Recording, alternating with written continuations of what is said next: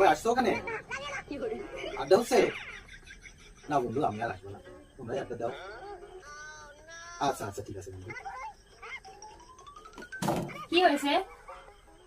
বললো না যে আমার সমস্ত বন্ধুরা ওরা এক জায়গায় বিকেলে আড্ডা দিচ্ছে, অনেক রাত ধরে আড্ডা দেয় আর কি।